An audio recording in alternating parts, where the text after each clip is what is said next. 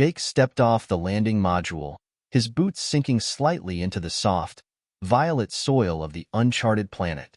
He looked back to beckon his fellow explorer, Ravi, who was double-checking their gear. The verdant landscape stretched endlessly before them, dotted with towering flora unlike anything on Earth. "Would you look at this place?" Jake called out, his voice tinged with awe. Ravi joined him, carrying a portable scanner. "It's unlike any of our simulations," Ravi replied, his eyes wide as they surveyed their surroundings. "Let's start with some basic readings. We need to establish the atmospheric content and gravity measurements before we move deeper."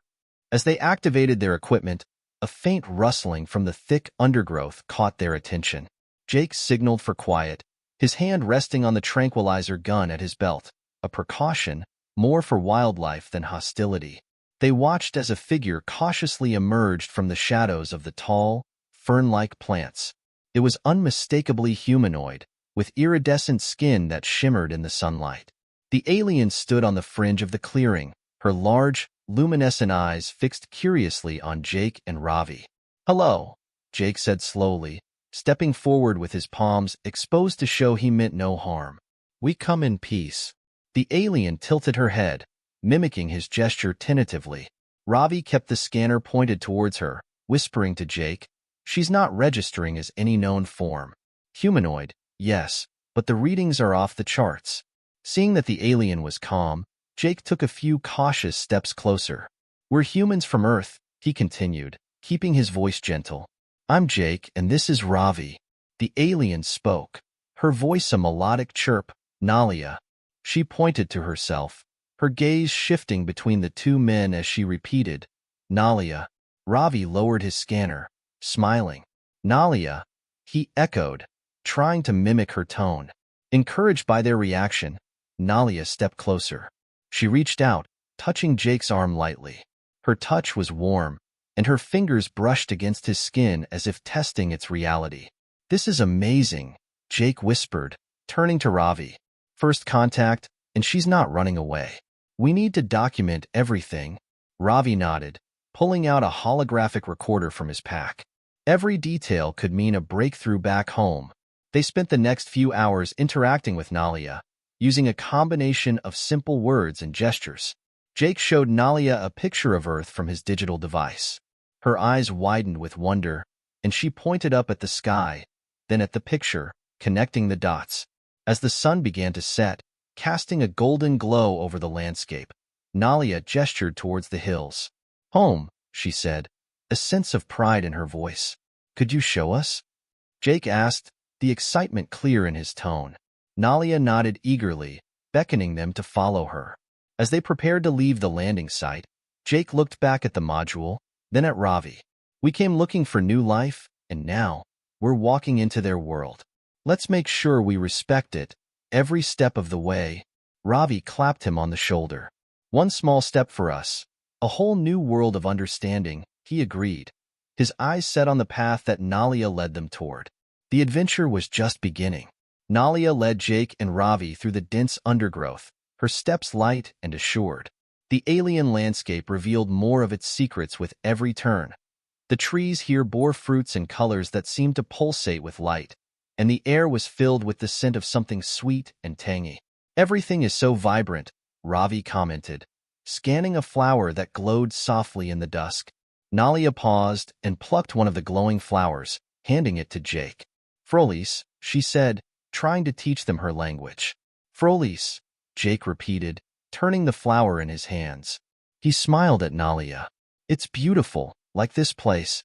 As they reached a clearing, they saw structures built in harmony with nature. Homes that were part tree, part living sculpture. The village was alive with more of Nalia's people, all varying in colors and features, but unmistakably similar in their ethereal beauty. A group of aliens, upon noticing their leaders return with the strangers, approached cautiously. A tall figure, who stood ahead above the rest, stepped forward. His skin had a golden sheen, and his eyes sparkled with a mix of curiosity and authority. "This is Aaron," Nalia introduced, "my second." Aaron nodded at Jake and Ravi. "Humans," he articulated, the word new but clear. His gaze lingered on the equipment strapped to Ravi's back. You bring many things. Ravi understood the interest and unslung his pack. We use these to learn about new places. Like your home, he explained, showing Aaron a compact soil analyzer. This tells us about the ground you walk on.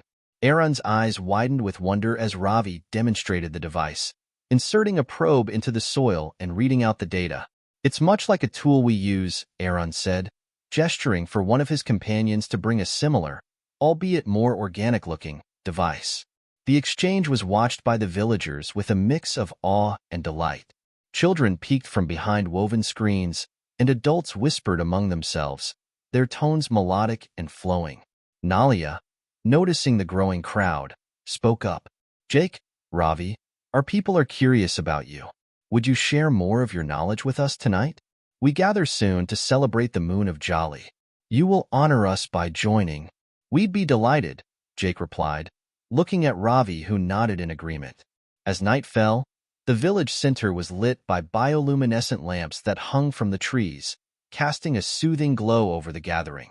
The humans were given a place of honor next to Nalia and Aaron. During the celebration, Jake took the opportunity to talk about Earth and humanity.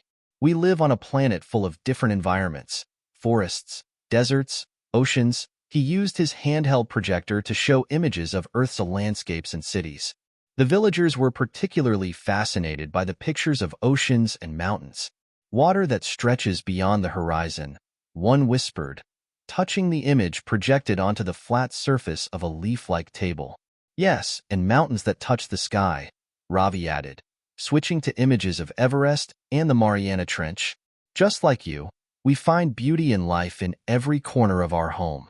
The evening ended with a musical performance by the aliens, using instruments that were both beautiful and strange. The music had a haunting quality, and Jake felt a deep connection, a reminder that despite the vast distances between stars, expressions of joy and celebration were universal. As the music faded, Aaron stood. Jake, Ravi, your stories bring us together. Let us show you more of our ways tomorrow. Nalia will guide you to the heart of Torin, where our knowledge is kept. Thank you, Aaron, and to all of you, Jake said, his voice full of gratitude.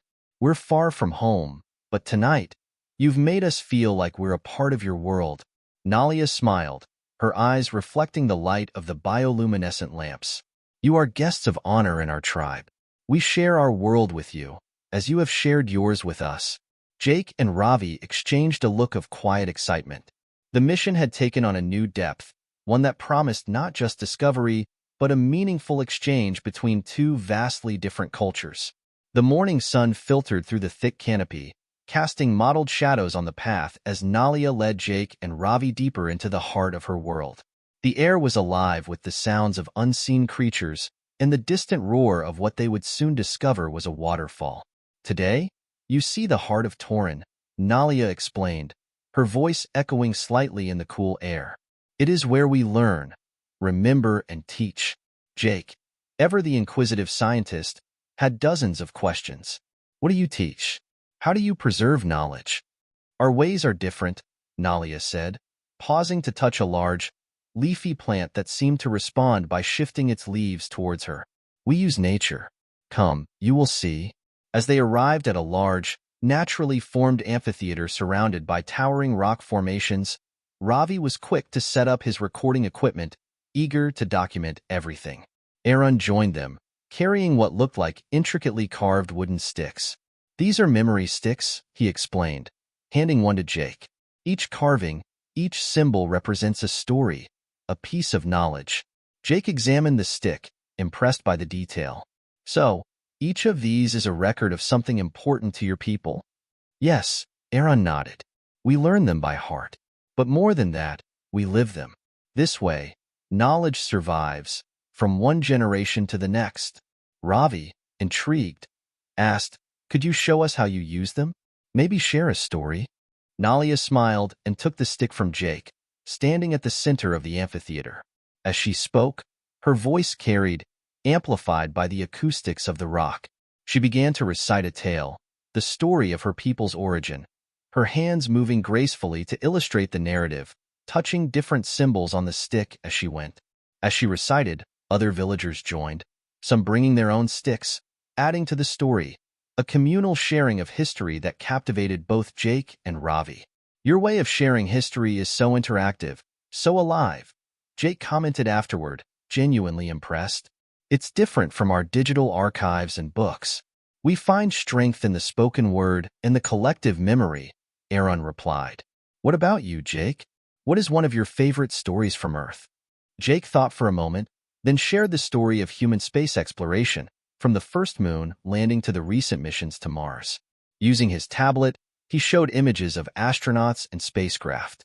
The villagers were mesmerized by the concept of space travel, having always watched the stars but never imagining crossing the vastness of space themselves.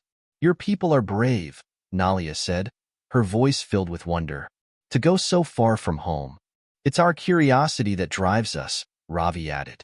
Just like yours has developed such a deep understanding of your environment. As the day progressed, they continued to exchange stories and knowledge.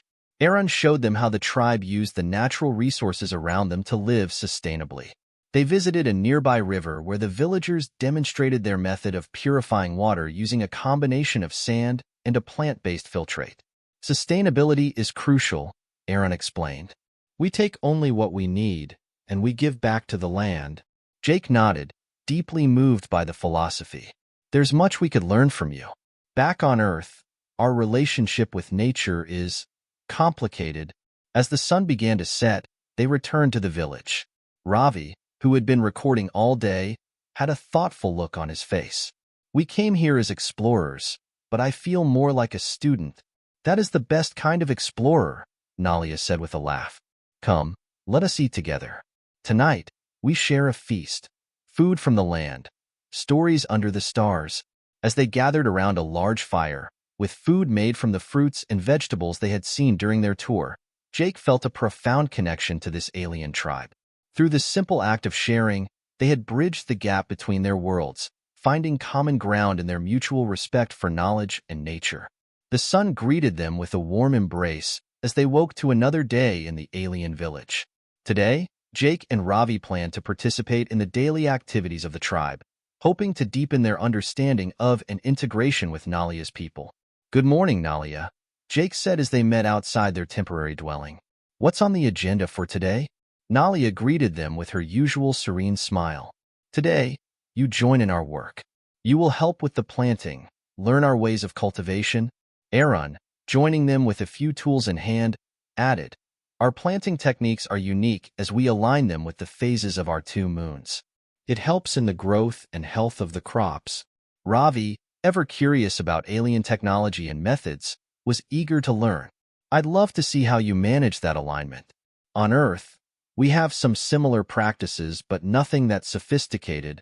They walked to a large field where several villagers were already working. The soil here was a deep blue, contrasting starkly with the green and purple vegetation. Nalia handed Jake and Ravi simple tools that resembled spades but were incredibly light. These are made from the wood of the filer tree, she explained. It's strong but very light, perfect for working the soil without tiring.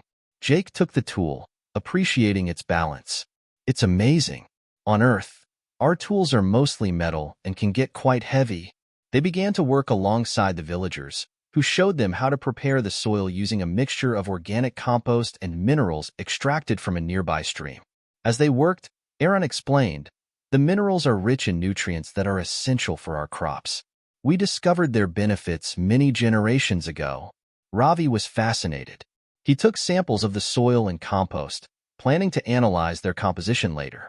The symbiosis you have with your environment is remarkable, he said, making notes on his digital pad.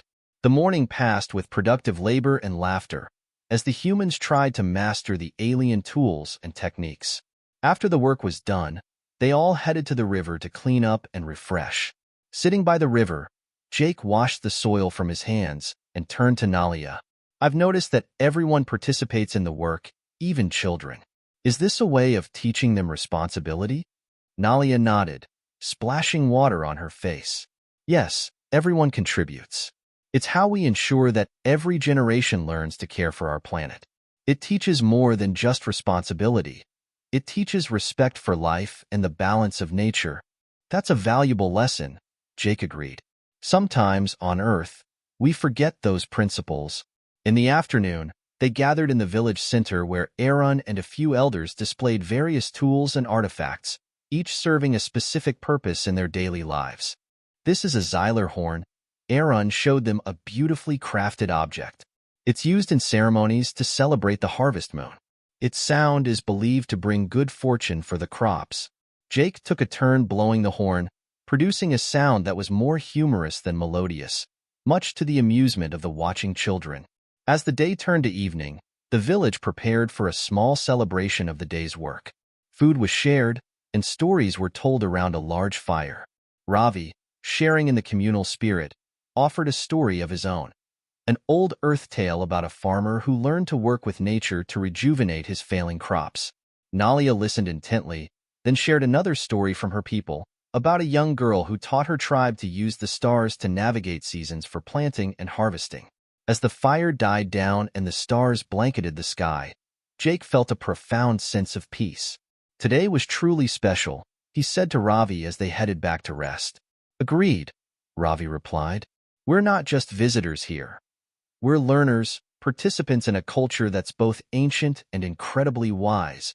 They fell asleep to the sound of nocturnal creatures and the gentle rustling of leaves, their minds enriched by the experiences of the day, their hearts a little more in tune with the rhythm of this alien land. The day's activities had left Jake and Ravi both physically tired but mentally invigorated. The village had been alive with energy, with every task flowing seamlessly into the next, a balance that seemed second nature to Nalia's people. As the twin moons began to rise, bathing the village in soft silver light, Nalia approached Jake and Ravi with a suggestion. Tonight, I wish to take you somewhere special, she said, her voice low and inviting. It is a place where we connect deeply with the land, with ourselves. You may find it enlightening. Jake, his curiosity piqued, looked to Ravi. What do you think? Could be interesting. Ravi shrugged, grinning. It's not like we have anything better to do. Lead the way, Nalia. Aaron, who had been nearby, stepped forward. I will join you. It is a place that holds meaning for all of us, and your presence there will be significant. Together, the four of them set out, leaving the village behind. The path wound through dense vegetation, the bioluminescent flora lighting their way in a kaleidoscope of colors. Nalia led confidently, her movements graceful and deliberate. You've lived here all your life? Jake asked, walking alongside her. Yes, Nalia replied, her gaze focused ahead. I was born in the village, as were my ancestors. The connection we have to this land is part of who we are. But tell me, Jake, do you feel such a connection to your world? Jake hesitated, considering her question. Not in the same way. Earth is vast, and while I feel pride in where I'm from, I wouldn't say it's as personal as what you describe. Ravi chimed in. It's probably because of how we've expanded. Cities, machines, technology. We've distanced ourselves from nature in a lot of ways. It's something we're starting to regret. Nalia nodded thoughtfully. Perhaps this place will show you something you have forgotten. After an hour of walking, they arrived at a clearing dominated by a massive, glowing tree. Its trunk pulsed faintly with light, as though it had a heartbeat, and its leaves shimmered with every shade of blue and green. Surrounding the tree were smaller, glowing orbs that floated gently above the ground. This is the heart of Tauren, Nalia said softly, reverence in her voice. Jake stepped closer, awestruck. It's alive, he said, reaching out instinctively. You can feel its energy. It is more than alive, Aaron added, his voice equally hushed. The heart connects us all, to each other, to the land. It remembers everything. Ravi circled the tree, his scanner in hand. It's emitting low-frequency waves. Almost like brain activity, Nalia gestured for them to sit near the base of the tree, where the ground was warm and soft. Here, we share our thoughts and emotions. It is a place of honesty. Jake sat, leaning back against the glowing trunk. He felt a calm wash over him, as though the tree itself were soothing him. What do we do? Close your eyes, Nalia instructed. Breathe deeply. Let the tree guide you. Jake exchanged a glance with Ravi, who shrugged and complied. Together, they closed their eyes, allowing themselves to relax. At first, there was only silence, but then Jake felt a subtle shift, a sensation of being surrounded by something vast and comforting. You feel it? Nalia asked gently. Yeah, Jake murmured. It's listening. It is, she confirmed. It listens and it remembers. For what felt like hours, they remained there, sharing stories and thoughts in the presence of the heart. Jake spoke about his family back on Earth, his love for exploration, and the loneliness he sometimes felt being so far from home. Ravi shared his curiosity about the universe, his belief in the importance of understanding rather than conquering. Nalia and Aaron, in turn, shared their hopes for their people, their desire to preserve the harmony of their world while learning from others. When Jake finally opened his eyes, the moons had risen higher, their light mingling with the tree's glow. He looked at Nalia, who was sitting close, her expression serene. That was incredible, Jake said, his voice barely above a whisper. Nalia smiled. You understand now, don't you? Why we are the way we are. Jake nodded. It's more than understanding. It's feeling. Like I've been shown something I didn't even know I was missing. Ravi stood, stretching. I'll admit, that was profound. I don't know how to explain it, but it feels like we're leaving here a little better than when we came. Aaron placed a hand on Jake's shoulder. You are part of this place now. The heart has accepted you. As they began the journey back to the village, the silence between them was comfortable, filled with a sense of shared experience. Jake and Ravi walked side by side, their steps lighter, their minds calmer. You think we can bring some of this back to Earth? Ravi asked quietly. I don't know, Jake replied. But I do know this. We've got a lot to learn, and they've got a lot to teach us. Nalia, overhearing, turned back to them. And perhaps, we have something to learn from you as well. Jake smiled. I think we're off to a good start. The village was alive with activity as Jake and Ravi joined the tribe for the morning meal. The aroma of roasted roots and spiced fruit filled the air, and the gentle hum of conversation created a comforting backdrop. Nalia approached them with a radiant smile, her demeanor even more vibrant than usual. You seem cheerful today, Jake noted, handing Ravi a portion of the meal. Nalia laughed softly. Today feels different. There is an energy in the air. Ravi raised an eyebrow, taking a bite of the roasted fruit. I'd call it a good mood all around. Did something happen? Aaron joined them, his golden skin catching the sunlight. The heart's energy was especially strong last night. Such nights often bring change. Jake leaned forward, intrigued. What kind of change?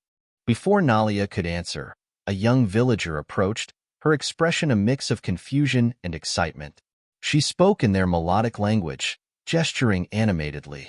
Nalia nodded, her calm expression giving way to curiosity. She says the women of the village feel different this morning, Nalia translated. There is talk of dreams and sensations connected to last night. Jake glanced at Ravi, who shrugged. Could it be something they ate? Or maybe the proximity to the heart? Nalia shook her head, her gaze thoughtful. The heart enhances connection, yes, but this is unusual. As the day progressed, more villagers began to approach Nalia and Aaron, all sharing similar experiences. The women described vivid dreams of unity and warmth, emotions that lingered even after waking. The men, too, spoke of a renewed sense of vitality and connection. Ravi, ever the scientist, started gathering observations. This is incredible. It's as if the entire village is reacting to something biologically significant. Jake, however, noticed a pattern emerging. Most of the comments were directed toward him, and Nalia seemed particularly attuned to his presence. Do you think this has something to do with us being here? He asked her directly. Nalia hesitated, then nodded. Perhaps. Your energy is different, unique. The heart may have amplified the connection between us and you. Aaron stepped forward, his expression serious. Jake, Ravi, this is not something we have experienced before. The heart chooses its moments carefully. Tell me, did you feel anything unusual last night? Jake thought back to the calm and profound peace he had felt, the way the heart seemed to resonate with his thoughts. It was powerful, but I didn't notice anything strange. Ravi shook his head. Same here. Just felt like we were part of something bigger. As the evening approached, the atmosphere in the village grew more charged. The women gathered near the heart, each sharing their thoughts and feelings with one another. Nalia returned to Jake and Ravi with a mix of awe and excitement. There is a possibility, she began, choosing her words carefully, that the heart has created a bond between you and us. The dreams, the sensations, they align with our myths about shared life. Shared life? Ravi asked, his brow furrowed. Nalia met Jake's gaze, her voice steady. It means creation. New life. Jake froze. You're saying the heart somehow? Yes, Nalia interrupted softly. We believe the bond we formed last night has manifested in a way none of us expected. It is rare, but the heart has its reasons. Ravi let out a low whistle. You mean? Jake ran a hand through his hair, trying to process. This is a lot to take in. Nalia placed a reassuring hand on his arm. It is not a burden, Jake. It is a gift. One that we will honor together. Aaron, standing nearby, added, the heart has chosen you. It is a sign of unity, of shared purpose. Do not fear it. As night fell, the village gathered in celebration, their songs and dances filled with joy. Jake sat quietly beside Ravi, still coming to terms with the extraordinary situation. Looks like you've got a big role here, buddy, Ravi said, clapping him on the back. Not every day you get chosen by an ancient tree. Jake managed a small smile. Guess I'll need to figure out what that means for me. And for them, Nalia, watching the festivities, turned to him. You are part of our story now, Jake. Whatever comes next, we face it together. Her words, though comforting, left him with a sense of awe at the unknown road ahead. Jake and Ravi sat by the riverbank, the morning sun reflecting off the flowing water. It had been a whirlwind of revelations since the events by the heart, and Jake was still trying to wrap his head around the implications. This is next level, Ravi said, breaking the silence. I mean, we've read about alien biology, cultural rituals, all that. But this is wild. Jake skimmed a pebble across the water. Yeah, wild's one way to put it. Feels more like a life-changing curveball. Ravi nudged him with his shoulder. At least they're happy about it. I mean, you've got an entire village treating you like some kind of cosmic connection. Jake sighed. That's what worries me. What if I mess this up? This isn't just about me anymore. It's about them, too. Their conversation was interrupted by Nalia's voice. Jake, Ravi, may I join you? Jake gestured for her to sit, and she gracefully settled beside them. Her calm presence was both soothing and unnerving. She looked at Jake with a seriousness that hadn't been there before. I sense your unease, Jake, she said softly. You feel responsible for what has happened. Jake nodded. It's hard not to. I didn't come here expecting this. And now, I'm part of something I don't fully understand. Nalia placed a hand on his. You are not alone in this. What has occurred is a gift from the heart. It has chosen to unite us, to create a bond that transcends our differences. But you do not bear this alone. Ravi, ever the pragmatist, leaned forward. But how do you see this playing out, Nalia? Jake and I are just visitors here. What happens when we leave? Nalia's expression didn't falter. The heart's wisdom is beyond our understanding. It does not create bonds that are meant to break.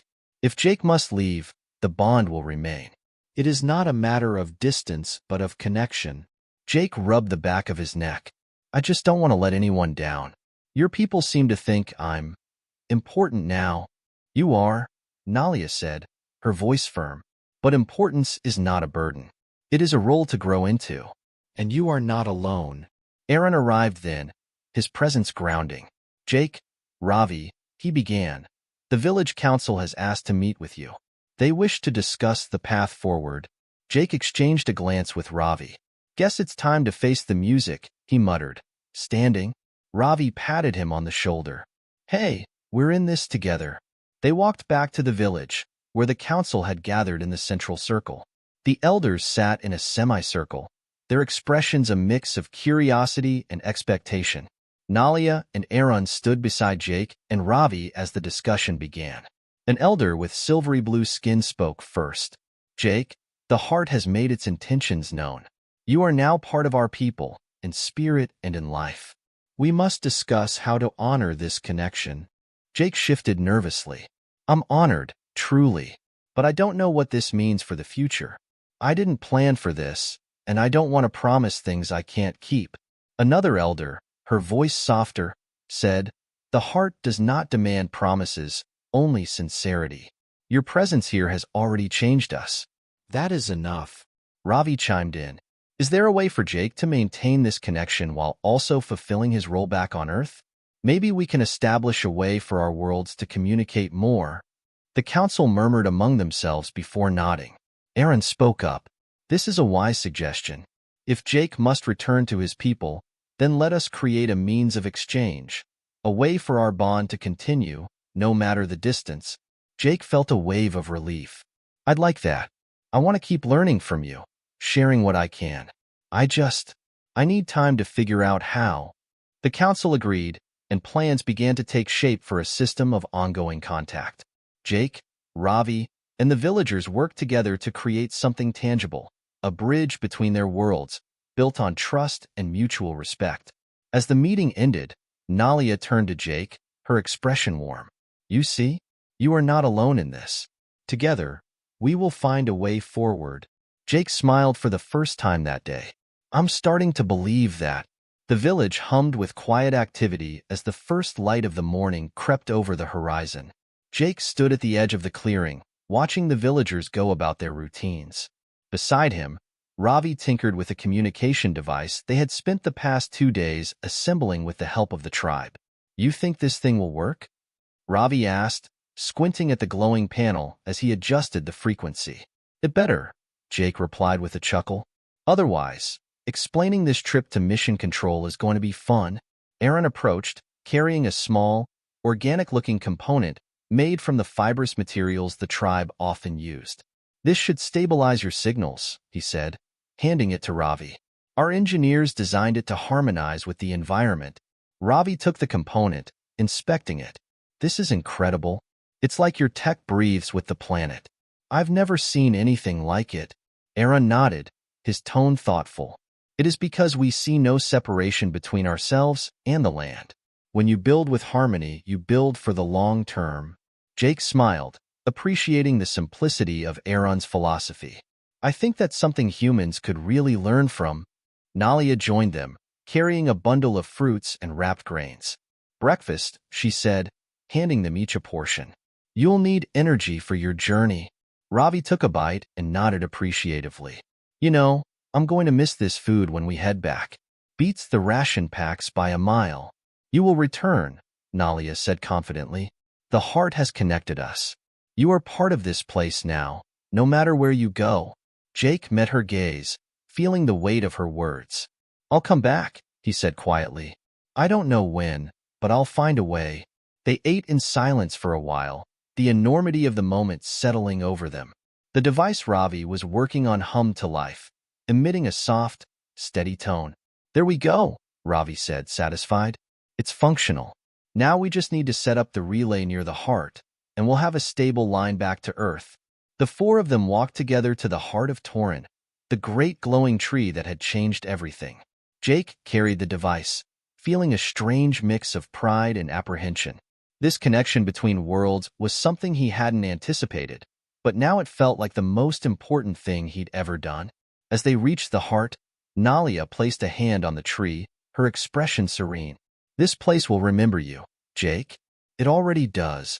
Jake nodded, setting the device near the base of the tree and activating it.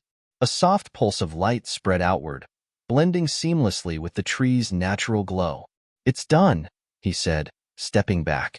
This will let us stay in contact. It's not perfect, but it's a start. Aaron stepped forward, his hand on Jake's shoulder. You have given us much, Jake, and you have taken nothing. That is rare. Ravi grinned. That's Jake for you. Always leaving places better than he found them. Nalia smiled, her eyes warm. It is because he understands. The heart chose him for a reason. As they began their walk back to the village, Jake felt an unexpected lightness. The bonds he'd formed here weren't something he had sought, but they were something he now cherished deeply.